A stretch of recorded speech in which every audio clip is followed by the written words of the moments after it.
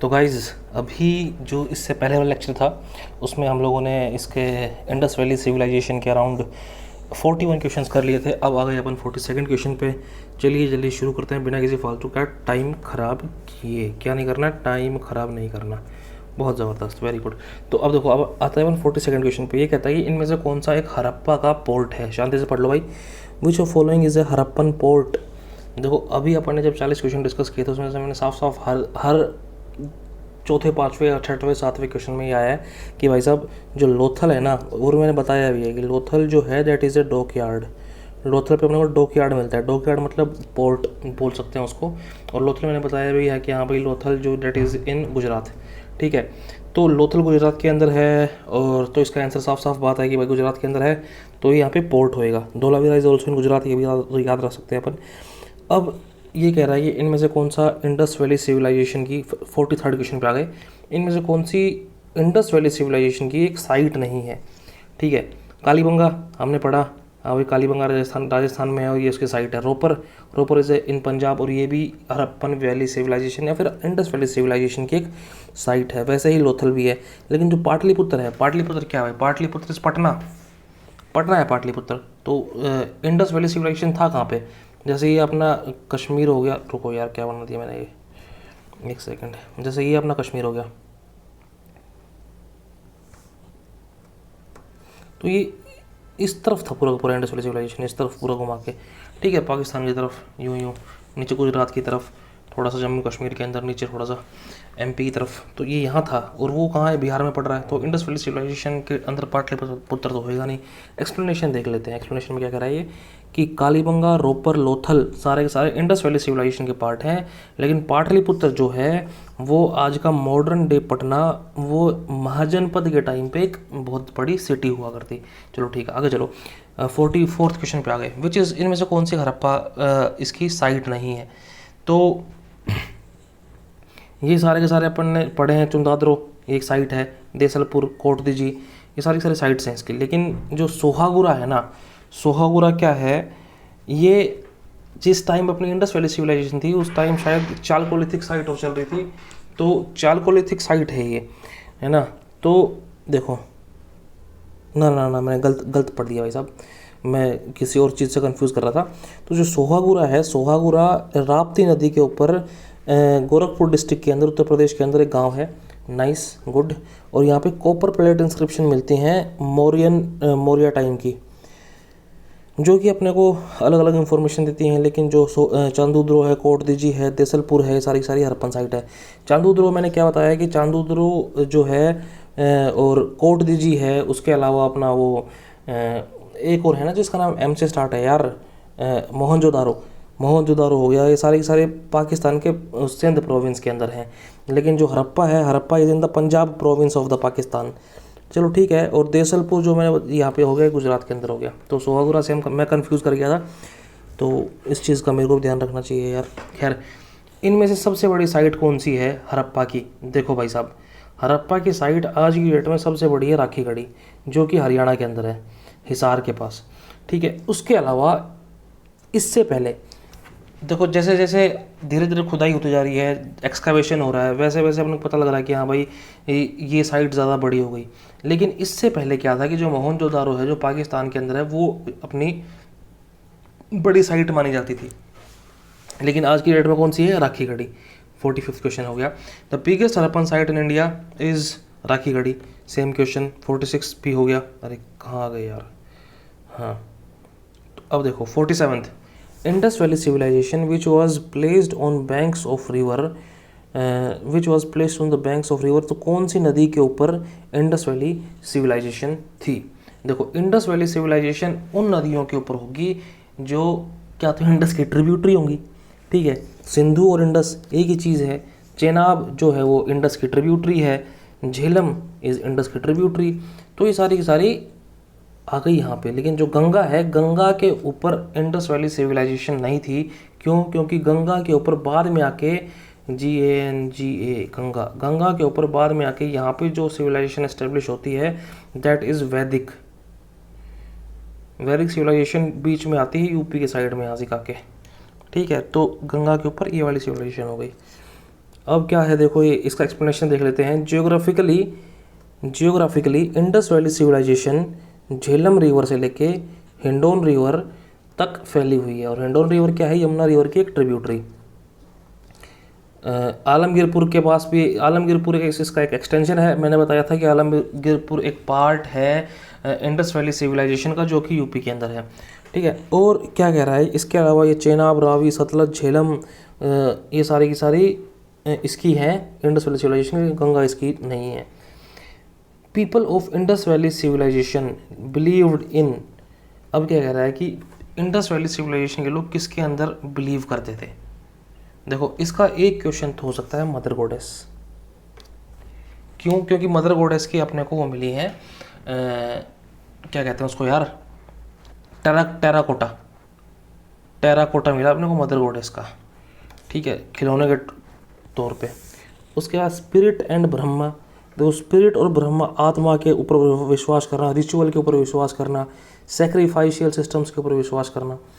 तो देखो, इसका अपन एक्सप्लेनेशन देखते हैं। आंसर तो इन्होंने दे रखा है स्टार मार्क, किया इनको नहीं पता। ठीक है, लेकिन अब हम कह रहे हैं मदर गॉडेस। आंसर देखते हैं।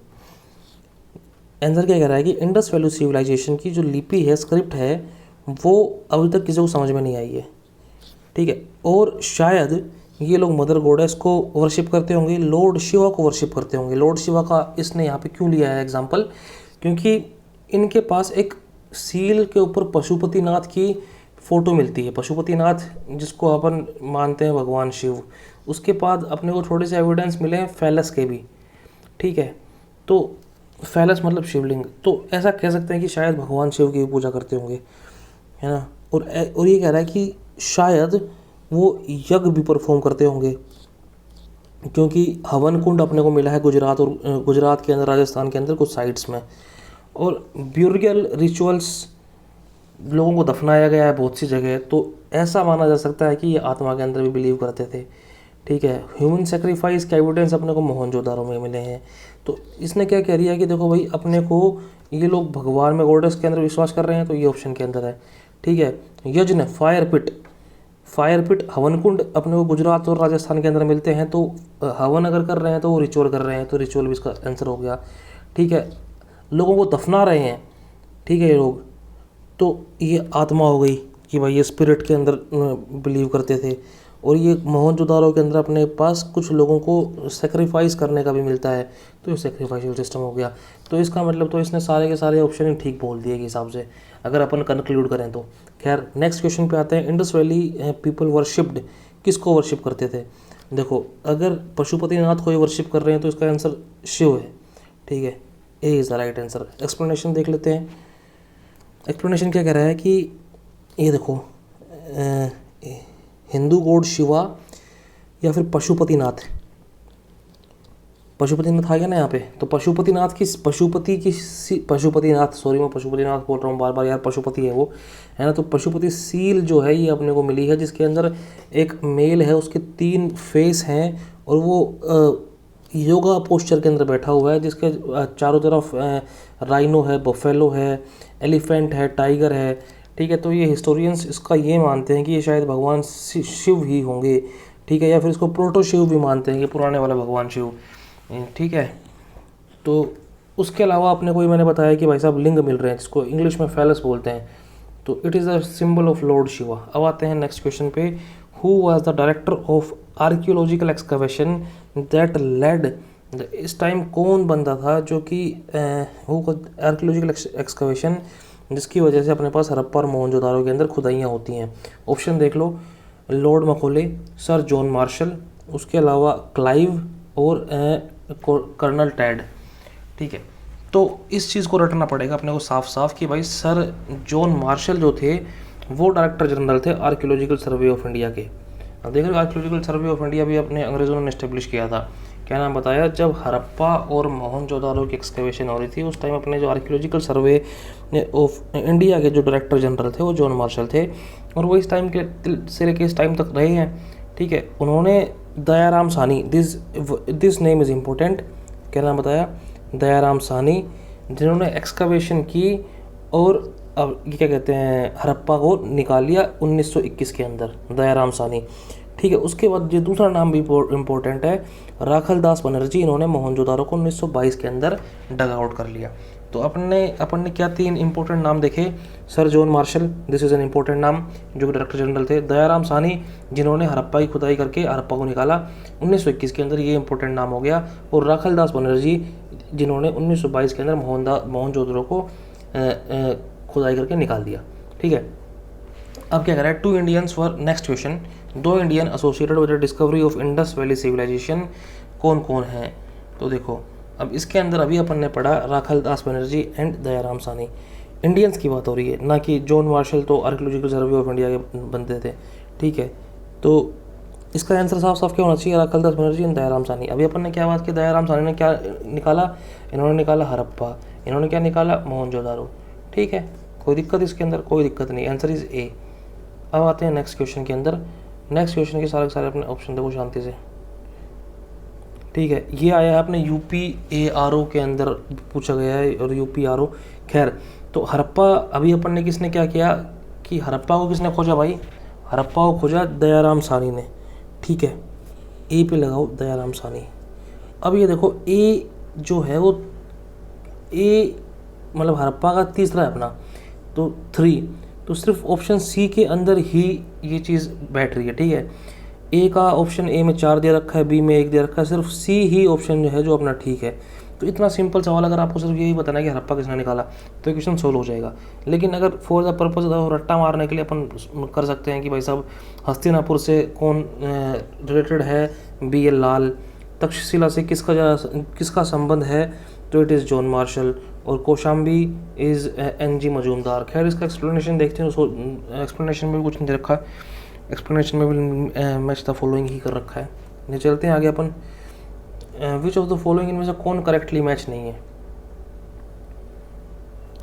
ठीक है, ये भाई साहब इतने नाम रटने का ज़रूरत वैसे है नहीं, लेकिन अब UPPCS भी पूछ रहा है रटो। और चलते हैं अपन आगे। हड़प्पा को नोट करेक्टली मैच, हड़प्पा को दयाराम साहनी ने किया था, ठीक बात है। लोथल को SR राव ने किया था, ठीक बात है। सुरकोरडा को JP जोशी ने। अब अपन देखते हैं, D is the right answer, Dholavira BK Thapar. Harappa को एक्सकवेट किया दयाराम साहनी ने, लोथल को एक्सकवेट किया SR राव ने, रट लो, एक बार दोबारा बोल दो, लोथल को एक्सकवेट किया SR राव ने, लोथल को एक्सकवेट किया SR राव ने, हड़प्पा को एक्सकवेट किया दयाराम साहनी ने, सुरकोरडा को किया JP जोशी ने, सुरकोरडा को किया JP जोशी ने, लेकिन Dholavira was excavated by BK Thapar. कहाँ है धोलावीरा भाई, सारे के सारे कमेंट करके बताएंगे। Dholavira is in Gujarat. ठीक है, बट ना, धोलावीरा को BK थापर ने नहीं किया, धोलावीरा को RS बिष्ट ने किया। भाई साहब मेरे को शायद पानी की पीने की ज़रूरत है थोड़ा सा।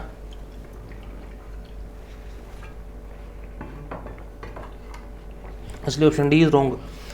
क्या बताया, हड़प्पा दयाराम साहनी, लोथल SR राव, सुरकोरडा JP जोशी, और ये अपना बिष्ट साहब। ठीक है, RS बिष्ट, धोलावीरा। इनमें से कौन सा वो था आर्कियोलॉजिस्ट जिसने एक्सकवेट किया हड़प्पा, लेकिन उसने उसको मतलब ये नहीं सोचा कि हमें बहुत ज़बरदस्त चीज़ मैंने कर दी। ठीक है, तो इट वाज अलेक्जेंडर कनिंघम। ये कनिंघम। जॉन मार्शल कौन था अपना, जॉन मार्शल के टाइम के ऊपर ये he was the director general of archaeological survey of India. कौन, जॉन मार्शल। ये कौन था, ये वो एक्सकवेटर था या फिर वो आर्कियोलॉजिस्ट था जिसने खुदाई करी, लेकिन सोचा कि चलो ठीक है यार, कोई काम की चीज़ नहीं है ये। एक बार ये पढ़ लेते हैं कि भाई अलेक्जेंडर कनिंघम जो कि हेड था आर्कियोलॉजिकल सर्वे का। यार बार बार नोटिफिकेशन बाहर नीचे खुल रहा है, इसका पता नहीं कैसे क्या करूं मैं। हाँ,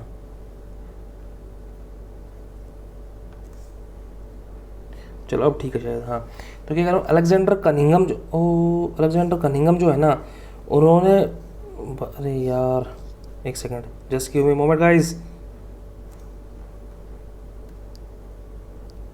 अब सही शायद। अलेक्जेंडर कनिंघम के टाइम के ऊपर आर्कियोलॉजिकल सर्वे ऑफ इंडिया का ये उस टाइम हेड था, जब इसने पहली बार चीज़ों को देखा और सोचा कि ये कोई काम की चीज़ नहीं है, इसलिए उसने उन चीज़ों को छोड़ दिया। लेकिन बाद में जॉन मार्शल ने राखल दास बनर्जी को और दयाराम साहनी को भेजा कि भाई जाओ तुम देख के आओ, और उसी के दौरान हड़प्पा की खुदाई हुई और हड़प्पा अपना निकल के आया बाहर। थोड़ा छोटा करना पड़ेगा। Who among the following was not associated with excavation of the Mohenjodaro and is not associated, मतलब कौन सा आदमी का कनेक्शन नहीं है मोहनजोदारो की और हड़प्पा की खुदाई के टाइम पे। ठीक है, सीधा चलते हैं एक्सप्लेनेशन के ऊपर। दयाराम साहनी ने हड़प्पा को खोदा 1921 के अंदर, सभी को पता है। 1926 के अंदर एम.एस. वत्स जो है उन्होंने क्या किया, वो हड़प्पा के सर्वे से उसको एसोसिएट किया जाता है। मोहनजोदारो को 1922 के अंदर एम.एस. वत्स इसका आंसर नहीं हुआ। फिर राखलदास बनर्जी ने इसको मोहनजोदारो की खुदाई की, सही बात है। लेकिन कुछ स्कॉलर जैसे V.K.N. दीक्षित और ये अपना स्टीन भाई साहब, घोष भाई साहब, J.P. जोशी, इन सब ने भी अपने अपने इसके अंदर योगदान दिया है। तो इसका मतलब साफ साफ ये है कि V.A. स्मिथ जो है इसका कोई भी एसोसिएशन नहीं था। लेकिन इस टाइप के क्वेश्चन अगर स्टेट एग्जाम वाले कम ही पूछे तो बढ़िया है, आदमी कितना रट्टा मारेगा यार। अब देखो 56 question, from which one of the following places, कौन सी जगह है जहाँ से अपने को क्या मिलते हैं, कौन सी क्या है, from which one of the following places जहाँ पे अपने को ये मिलते हैं क्या, वेल्स क्या होते हैं, कुएं। ठीक है, तो have been found in the houses जो कि इंडस वैली सिविलाइजेशन के टाइम मिले हों। देखो यार बात क्या है, बात ये है कि ये जो है ना पानी वाली जगह वेल्स, ये तो अपने को मोस्टली हर जगह मिलते हैं। ठीक है, बाथरूम थे इन लोगों के पास खुद के, तो इसलिए इसका जो आंसर है ना, इसके आंसर के ऊपर अपन कुछ कमेंट पास नहीं कर सकते और उसका आंसर भी घटना चक्र में नहीं दिया हुआ। मैं दिखा देता हूँ आपको, क्वेश्चन नंबर 56 था ना, यहाँ क्वेश्चन नंबर 56, इसका एक्सप्लेनेशन ये रहा। हाँ, तो देखो ये कुछ दे नहीं रखा इसके अंदर, आंसर के अंदर। तो ये कह रहा है कि बाथरूम तो अपने को हर जगह ही मिले हैं और ये भी मिले हैं, तो इसके ऊपर अपन कुछ कमेंट कर नहीं सकते। मोहनजोदारो कहाँ है, बताओ भाई मोहनजोदारो कहाँ है। मोहनजोदारो इज़ इन द, इतनी देर अपन ने बात कर ली कि भाई साहब सिंध प्रोविंस जो है पाकिस्तान के अंदर, उसके अंदर मोहनजोदारो है और उसके अंदर चुंदादरो है, ये सब है सिंध प्रोविंस के अंदर। पंजाब स्टेट के अंदर अपने पास हड़प्पा मिलता है, नहीं ऑफ इंडिया नहीं, पाकिस्तान के पंजाब के अंदर अपने को हड़प्पा मिलता है। ठीक है, अब आता है क्वेश्चन नंबर 58, इनकी क्रोनोलॉजिकल ऑर्डर समझाओ। क्रोनोलॉजी समझ रहे हो आप लोग? ठीक है, तो इसकी क्रोनोलॉजी क्या है भाई साहब।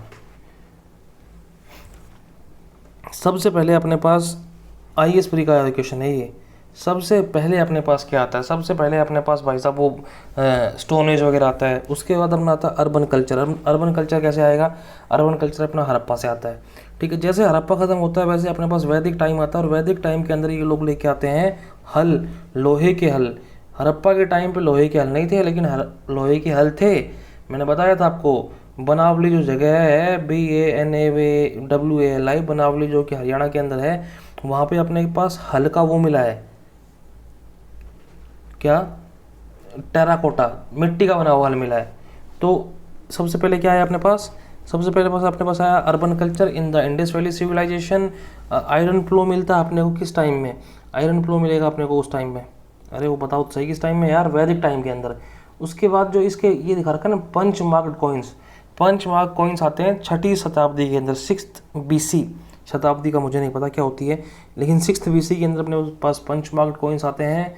और उसके बाद फाइनली अपने पास जो गुप्ताज आते हैं उनके टाइम पे अपने पास गोल्ड कॉइन्स आते हैं। हालांकि गोल्ड कॉइन्स जो इंट्रोड्यूस किए गए थे वो इंडो ग्रीक रूलर्स ने इंट्रोड्यूस किए थे 2nd सेंचुरी BC के अंदर। ठीक है, 2nd सेंचुरी BC के अंदर। तो अपना क्या हुआ, सबसे पहले क्या आया, अर्बन कल्चर आया हड़प्पा के टाइम पे। आयरन फ्लो आया, वो किस टाइम आया, वैदिक टाइम के ऊपर।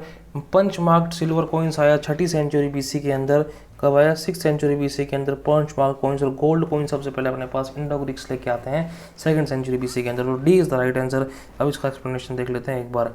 ठीक है, हड़प्पन सिविलाइजेशन सबसे पुरानी सभ्यता है जो कि टाउन प्लानिंग के लिए है, तो सबसे पहले इसलिए अपने पास अर्बन कल्चर आया। ठीक है, और लेकिन इंडस वैली सिविलाइजेशन के टाइम पे अपने पास ब्रॉन्ज था, ना कि आयरन। आयरन की जो नॉलेज आती है वो अपने पास वैदिक पीरियड में आती है। कब आती है, वैदिक पीरियड में आती है। उसके बाद अपने पास पंच मार्क कॉइन आते हैं जो कि 6ठी सेंचुरी BC में आते हैं। गोल्ड कॉइन जो आते हैं वो आते हैं इंडो ग्रीक रूल के टाइम 2nd सेंचुरी BC में। बहुत ज़बरदस्त। पहली बार फर्स्ट मेटल जो इंसान ने यूज़ किया था वो कॉपर यूज़ किया था। ठीक है, ये तो सभी को पता होना चाहिए, इसमें तो कोई ज्ञान और कोई ज्ञान की बात नहीं है। अब देखो आइवरी स्केल, आइवरी स्केल क्या होता है भाई? आइवरी जो है वो हाथीदांत होती है, तो आइवरी स्केल, यहाँ पे अपने को एक स्केल मिला है जिसको मेजरमेंट के लिए यूज़ करते हैं लोग, और वो स्केल का मिला अपने को हाथीदांत का। तो जो लोथल है ना, लोथल के अंदर अपने को आइवरी स्केल मिला है। ठीक है, जो कि गुजरात के अंदर है, रट लो, ये कोई दिक्कत वाली बात नहीं है। कहाँ मिलता है? लोथल के अंदर मिलता है। चलते हैं थोड़ा सा और आगे। क्वेश्चन नंबर, ये इसका एक्सप्लेनेशन हो गया। Which metal has so far not discovered, इनमें से कौन सी चीज़ नहीं पाई गई? तो इतनी देर तक अपन सिर्फ यही ज्ञान ले रहे हैं कि आयरन जो आता है वो वैदिक टाइम में आता है, वैदिक टाइम में आता है, इसलिए आयरन जो है वो अपने को नहीं पाया गया। अरे रुको, हाँ, आयरन जो है अपने को नहीं पाया गया। उसके अलावा अपने को पता है कि इसके एक्सप्लेनेशन की अगर बात करूँ तो हड़प्पन सिविलाइजेशन के टाइम क्या था? ब्रॉन्ज एज थी। ठीक है, यहाँ से अपने को गोल्ड भी मिल जाता है, सिल्वर भी मिल जाता है, कॉपर भी मिल जाता है और ब्रास भी मिल जाता है, लेकिन आयरन नहीं मिलता। क्या नहीं मिलता? आयरन, Fe नहीं मिलता अपने को यहाँ पे। ठीक है, और आयरन एज की अगर बात की जाए तो आयरन एज इंडिया के अंदर वैदिक टाइम को बोलते हैं। जब वैदिक टाइम चालू हो जाएगा तब से अपना आयरन एज चालू हो जाएगी। तो देख लो एक एक्सप्लेनेशन इसकी, अगर आपका मन है किताब खोलोगे, नहीं तो मत देखो, मैंने बता दिया वही होता है। इसमें से कौन सी साइट इज़ लोकेटेड, इनमें से कौन सी जो जगह है वो घग्गर के पास है? देखो, हरियाणा की जो एक इम्पोर्टेंट नदी है ना वो यही है। ठीक है, घग्गर नदी, और ये पूरी मतलब, और बनावली जो है वो भी हरियाणा के अंदर है। बस यूपी आलमगीरपुर यूपी के अंदर है, लोथल राजस्थान वहाँ पे गुजरात के अंदर है। लोथल जो है वो साबरमती रिवर की एक जो वो है ट्रिब्यूटरी, उसका नाम कुछ है यार, बी से नाम उसका याद में थोड़ा सा स्लिप हो रहा दिमाग से। और मोहनजोदारो है ही अपने पाकिस्तान के अंदर, तो इसका D is the right answer. ठीक है, घग्गर हाकरा के ऊपर है अपना बनावली। इसकी ये पक्का यूपीएससी का क्वेश्चन होगा, गारंटेड नहीं है। खैर, ये कह रहा है इनमें से कौन सी जो लाइनें हैं वो ठीक है। तो ऑप्शन बाद में देखेंगे, पहले अपन लाइनों की बात करेंगे। चलो, Mohenjodaro, Harappa, Ropar, Mohenjodaro, Harappa, Ropar, Kalibanga are the main cities of Indus valley civilisation कह सकते हैं, क्योंकि हड़प्पा भी अच्छी खासी बड़ी सिटी है। यहाँ पे भाई साहब बिल्कुल ग्रेट बात मिलता है अपने को। यहाँ पे एक जो मेन जगह है वो बिल्कुल पक्की मिलती है, उसके बाहर जो इस तरफ पूरी की पूरी लोकल लोगों के लिए जगह। हड़प्पा इज़ ऑल्सो इम्पोर्टेंट, सारी इंपॉर्टेंट है। ठीक है, people of Harappa develop the road, second statement, people of Harappa, इन्होंने रोड बनाई, प्रॉपर हाउसिंग बनाया और बढ़िया ड्रेनेज सिस्टम बनाया जिसके अंदर से ये लोग सारा सीवेज पास करेगा। This is also right. अब थर्ड स्टेटमेंट आती है, ये कह रहे हैं कि हड़प्पा के लोगों को मेटल्स के बारे में ज्ञान नहीं था। क्या बात कर दिया यार, इनको गोल्ड के बारे में पता था, इनको सिल्वर के बारे में पता था। सबसे पहले अगर कोई कहे सिल्वर के एविडेंसेस कहाँ मिलते हैं तो हड़प्पन के पास में मिलते हैं। उसके बाद इनको कॉपर के बारे में पता था, ये एलॉय तक बना रहे थे, इनको ब्रास के बारे में पता था। तो कौन कहता है ये अननोन थे? तो this statement is wrong, this statement is right, this statement is right. तो अब आते हैं ऑप्शंस के ऊपर। ऑप्शन क्या है अब देखते हैं अपन। Option a 1 and 2 are correct, 1 and 3 are correct, 3 is not correct. 1 and 3 are 2 and 3 correct, 3 तो करेक्ट नहीं है भाई साहब। उसी तरह 1, 2 and 3 आर करेक्ट, लेकिन इसका ऑप्शन अपना ए आ गया ठीक। चलो ठीक है, ये क्वेश्चन भी हो गया। अगर आपको इसके एक्सप्लेनेशन देखनी है तो मैं देख लेता हूँ। अरे रुको, हाँ, तो हड़प्पा, मोहनजोदारो, लोथल, कालीबंगा, ये तो मेन सिटीज़ हो गई। ठीक है, इस सिविलाइजेशन के अंदर सिटीज़ को ग्रिड पैटर्न के ऊपर बनाया था। ग्रिड मतलब ग्रिड ऐसी होती है ना, एक लाइन यूँ गई, एक लाइन यूँ गई, एक लाइन यूँ गई, एक लाइन यूँ गई, तो ये ग्रिड बन गई। ठीक है, तो ठीक बात है। और ये कह रहा है कि ड्रेनेज सिस्टम थी, ड्रेनेज सिस्टम रोड्स के साथ साथ थी, और ड्रेनेज सिस्टम के ऊपर भाई साहब ईंट लगा रखी थी, पत्थर लगा ढकने के लिए। और the forms of art we found from various cities of the civilisation. हाँ ठीक बात है, ये भी हो गया कि भाई साहब अपने को मेटल के बारे में भी ज्ञान था। तो ये क्वेश्चन हो गया अपने कितने, वी हैव डन 63 क्वेश्चंस। अब आते हैं अपन 64th क्वेश्चन पे। चलो भाई पहले स्टेटमेंट पढ़ो शांति से, अगर आप लोग पढ़ना चाह रहे हैं पढ़ो, नहीं तो मैं पढ़ ही रहा हूँ कि भाई Mohenjodaro and Harappa cities are dead now.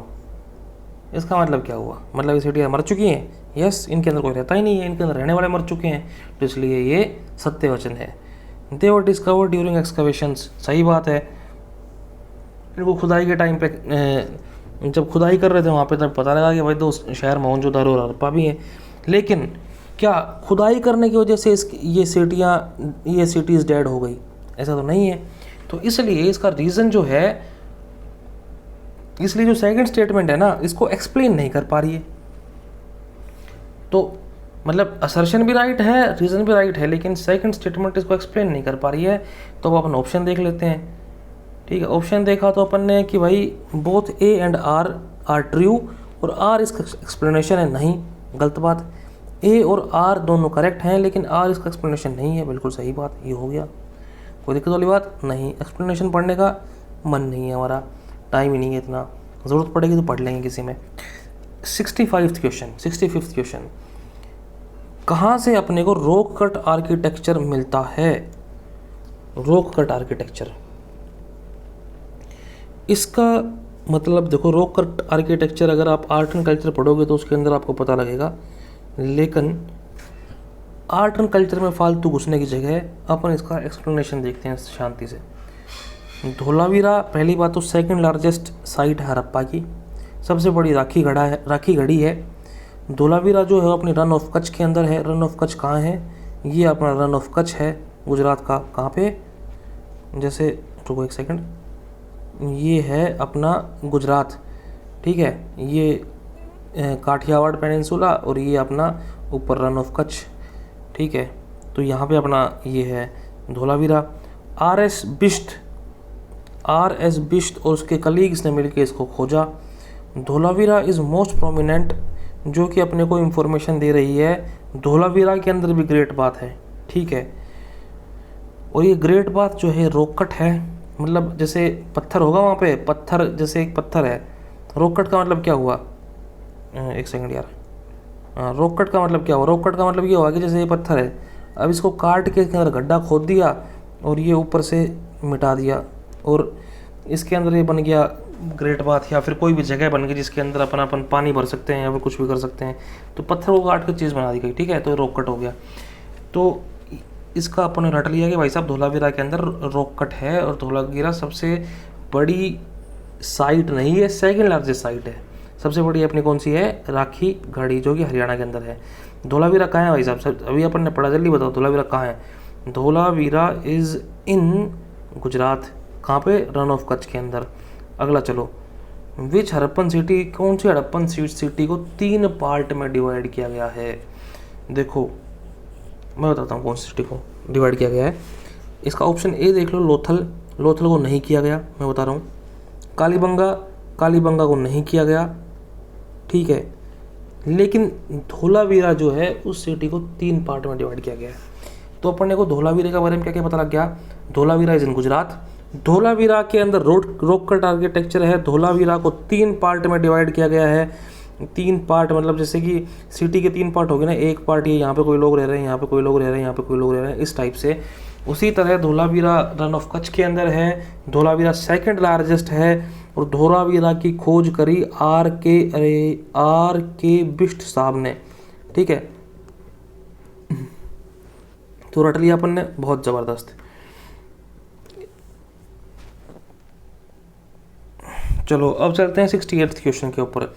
इनमें से following sites remnants, in which of the following sites remnants of 3 townships, 3 township का जो वो है रिमेनेंट है।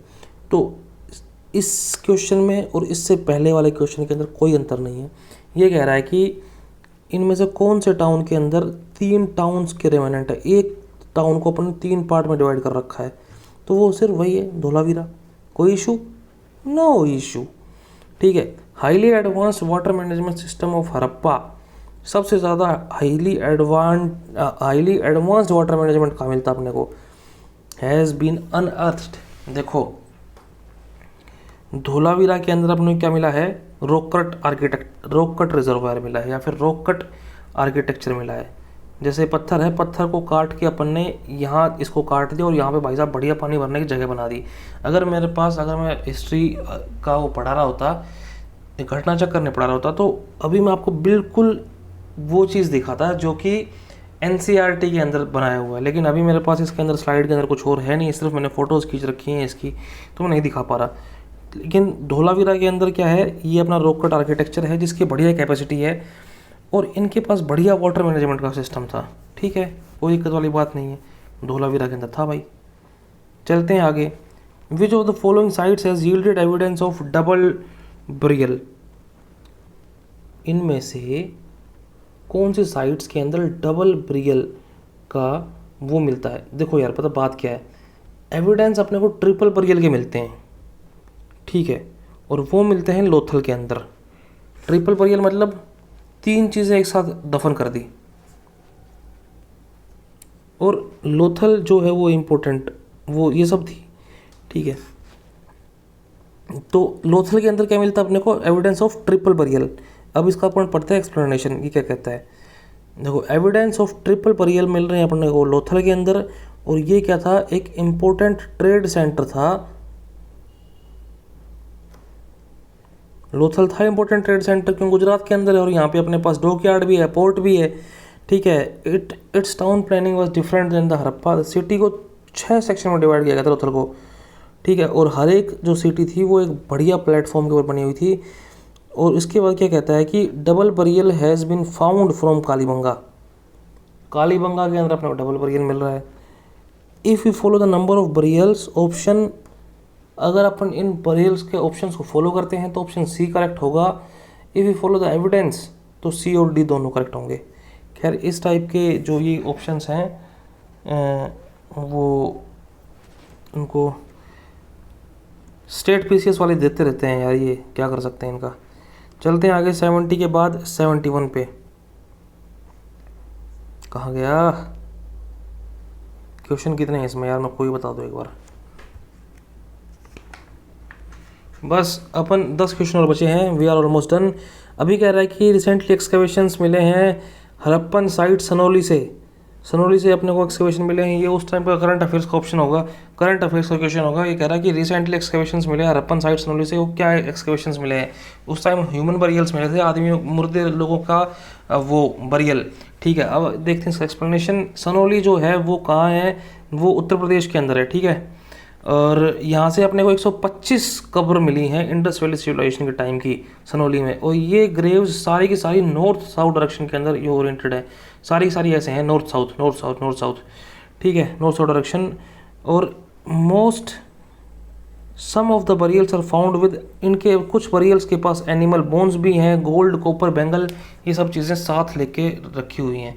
तो इसलिए अपने पास जो एक पहले क्वेश्चन आया था जिसके अंदर ये बात हुई थी कि भाई क्या ये लोग हड़प्पन लोग स्पिरिट के अंदर, आत्मा के अंदर, या फिर स्पिरिट के अंदर, आत्मा के अंदर, इन चीज़ों के अंदर बिलीव करते थे। तो हो सकता है कि जिस तरह की इनके ये काम है कि भाई साथ में सोना वगैरह लेके, या फिर ह्यूमंस को साथ ले, नहीं एनिमल बोन्स को साथ लेके इनको दफन किया गया है, तो हो सकता है कि ये लोग अपने पुनर्जन्म के अंदर भी बिलीव करते हों। क्या कह रहा है भाई साहब, नेक्स्ट क्वेश्चन। क्लोथिंग के लिए कॉटन कल्टीवेशन सबसे पहले कहाँ इंट्रोड्यूस की गई। कॉटन के चक्कर में तो इंडिया के ऊपर अंग्रेज़ों ने कब्जा कर लिया था यार। कॉटन को सबसे पहले कल्टीवेट किया गया था, cotton was cultivated in India for clothing. Rakhal Das Banerjee ने मोहनजोदारो की खोज की थी। ये तो इसरो ने बिना मतलब में लाइन दे रखी है। अब अर्लीस्ट कॉटन कल्टीवेशन जो है वो इंडिया में पाई गई, और इंडिया से ये पहुंची ग्रीस के अंदर, वहाँ पे इसको हिंडोन बोला गया। और कॉटन कल्टीवेशन जो इंडिया के अंदर स्टार्ट हुई थी वो 3000 BC के अंदर चालू हुई थी, लेकिन इजिप्ट के अंदर 2500 BC में चालू हुई थी, ठीक है। तो सबसे पहले कॉटन कल्टीवेशन कहाँ हो रही है गाइस, इंडिया के अंदर हो रही है। Indus valley civilisation, next question. Indus valley civilisation, in statements को कंसिडर कीजिए। इट वॉज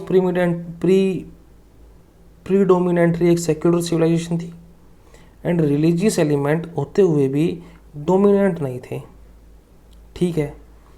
और इस टाइम पे cotton was used for manufacturing textiles in India. ठीक है, अब इससे ऊपर वाले क्वेश्चन में जब अपन ने कहा कि भाई 3000 BC में कॉटन इंडिया के अंदर बनाई जा रही थी, तो इसका मतलब ये वाली लाइन भी ठीक है।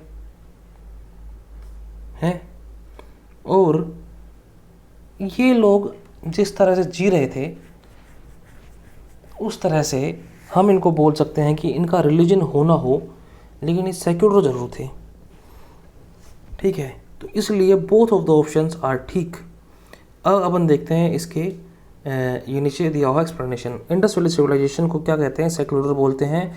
इसके पास कोई ऑर्गेनाइज्ड रिलीजन की कोई अपने को एविडेंस नहीं मिलता। कॉटन टेक्सटाइल जो है वो अब हड़प्पा के टाइम पे मिला करती।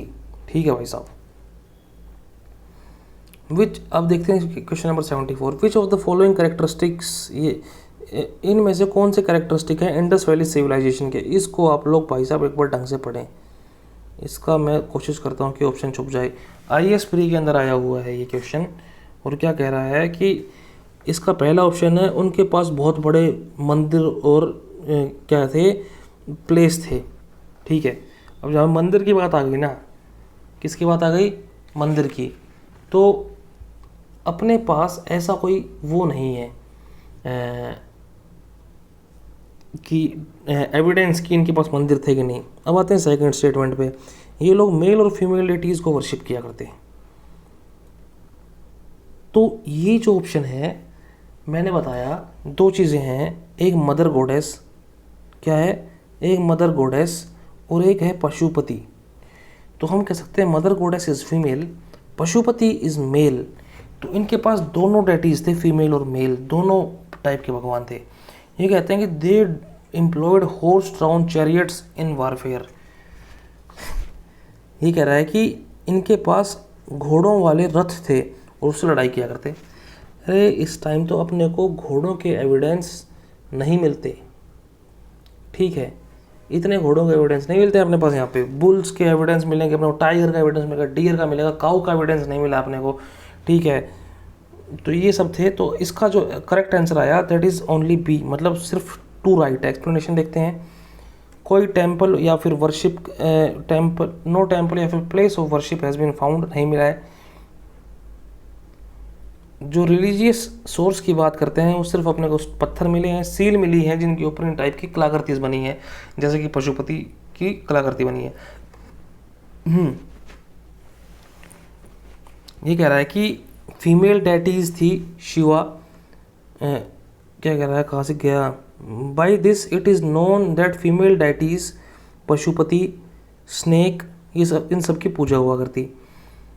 और प्लांट्स की वर्शिप किया करते, इन एनिमेट स्टोन की वर्शिप किया करते लिंग के फॉर्म में, फेलस वर्शिप योनि के फॉर्म में इस टाइम पीरियड में। ठीक है, अब आता है question number 75। One of the following sites, जहाँ से one of the following sites from where famous bull seal, bull वाली सील अपने को मिली है। इसका साफ सिंपल आंसर है, आंसर इज डी। क्वेश्चन देखो, एक्सप्लेनेशन देखो। मोहनजोदारो आर्कियोलॉजिकल साइट है जो कि सिंध पाकिस्तान के अंदर है। राखलदास बनर्जी ने 1922 के अंदर इसको एक्सकैवेट किया। इसके अंदर मोहनजोदारो के अंदर अपने को क्या क्या मिल रहा है? बुल की सील मिल रही है, ग्रेट बाथ मिल रहा है। मोहनजोदारो राखी गढ़ी जब छोटा था, खैर इस स्टेटमेंट को अभी मैं नहीं बोलूँगा। उसके अलावा यहाँ पे देखो हम्प्ड बुल सील मिली है मोहनजोदारो के अंदर। ठीक है, इनमें से विच of the following is not depicted, इनमें से कौन सा एनिमल अपना सील के ऊपर नहीं है? इन लोगों के पास जब भाई साहब घोड़े की अपने को एविडेंस ही नहीं मिल रहे, घोड़े हैं ही नहीं इनके पास, और ऐसा माना जाता है कि घोड़े वर बोट बाई द, घोड़ों को जो लेके आया था यहाँ पे इंडिया में वो आर्यंस के टाइम पे आते हैं। तो सी इज़ राइट आंसर, सोचने वाली बात ही नहीं है।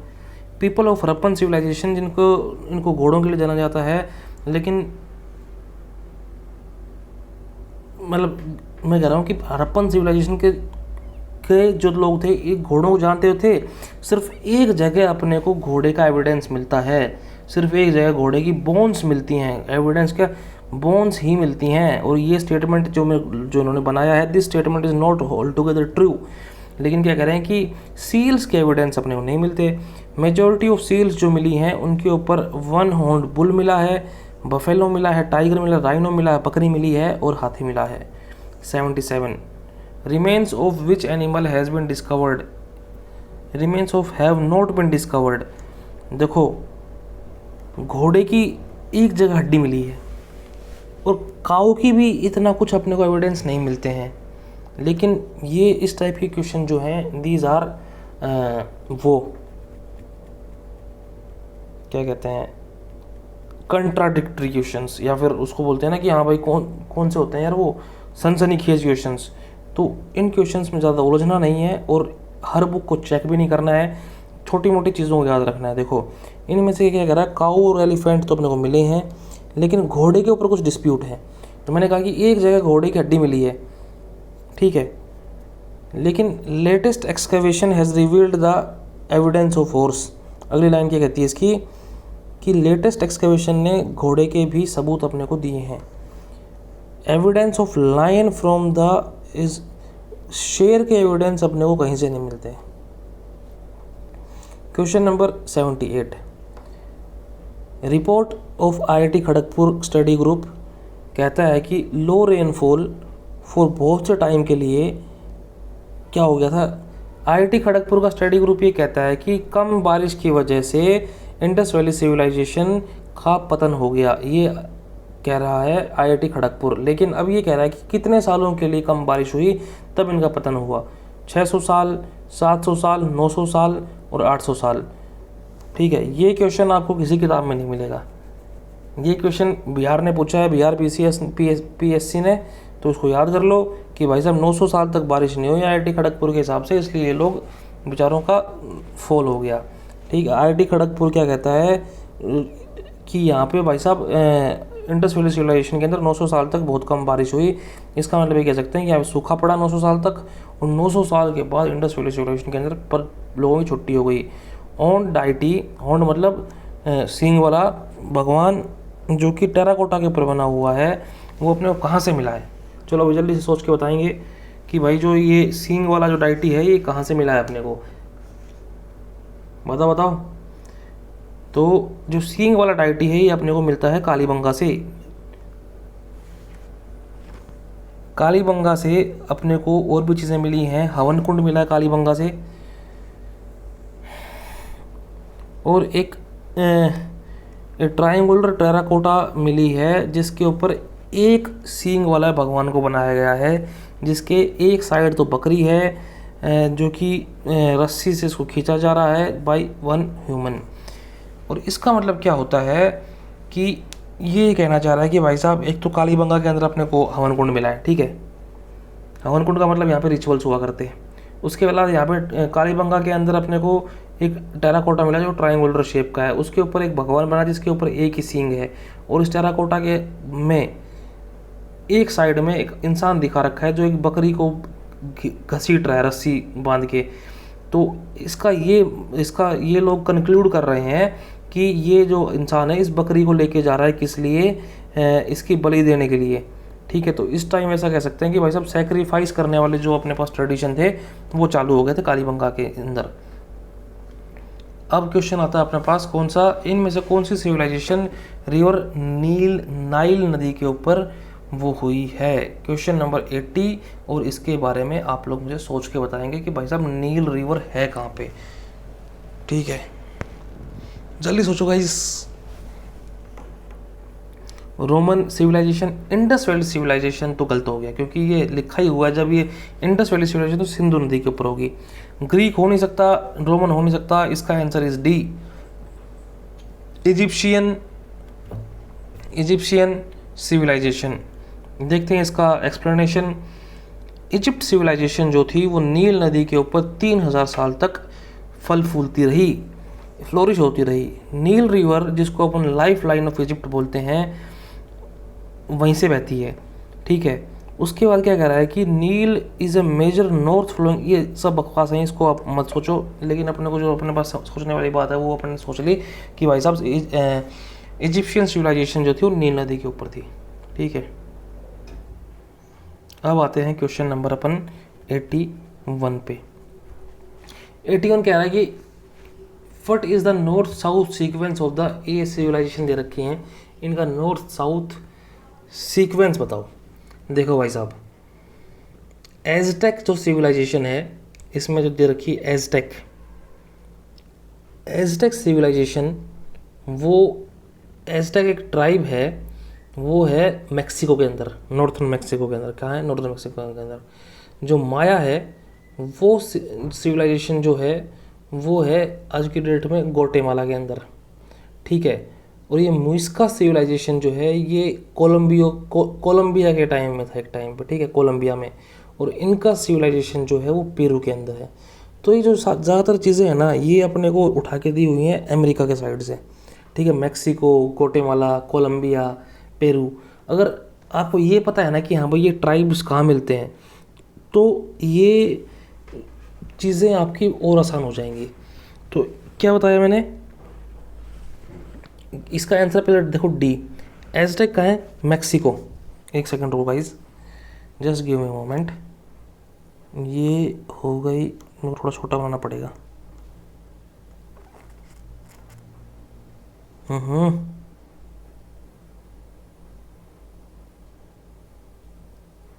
ये हो गया नॉर्थ अमेरिका और ये हो गया अपना साउथ अमेरिका, ठीक है। तो ये क्या कह रहा है कि जो एज़टेक सिविलाइजेशन है वो है मैक्सिको के अंदर, ठीक है। तो ये अपना मैक्सिको वाला पार्ट हो गया। यहाँ पे अपन ने मान लिया एज़टेक, एज़टेक। उसके बाद ये कह रहा है कि भाई एक सिविलाइजेशन है वो है पेरू के अंदर, ठीक है। तो पेरू कहाँ है अपना, एक बार एक सेकंड में वर्ल्ड मैप खोल लूँ, गिव मी मोमेंट।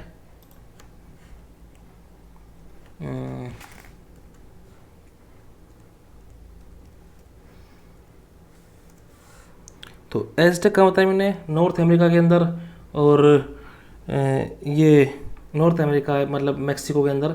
और पेरू जो है, पेरू यहाँ से है, इस जगह पेरू है, और इस जगह इक्वेडोर है, और यहाँ कोलंबिया है, ठीक है। इतना हो गया।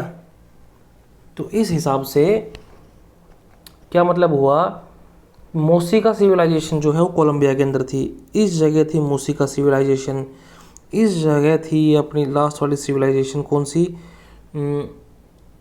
इनका सिविलाइजेशन जो कि पेरू के अंदर है, ठीक है। तो इतना अगर मुझे पता है कि सबसे ऊपर एज़टेक है और सबसे इनका है, और फिर यहाँ पे जो है ये मूसिका है, और उसके अलावा ग्वाटेमाला के अंदर अपनी ये है माया सिविलाइजेशन। तो इस हिसाब से आराम से इसका डी आंसर इज राइट। एक और एक्सप्लेनेशन देख लेते हैं, इसके अंदर क्या दे रखा है, एज का, अरे यार इसमें अलग कुछ नहीं दे रखा है। एज़टेक जो है वो कहाँ होती है, नॉर्दर्न मैक्सिको के अंदर। माया जो होती है वो ग्वाटेमाला के अंदर होती है।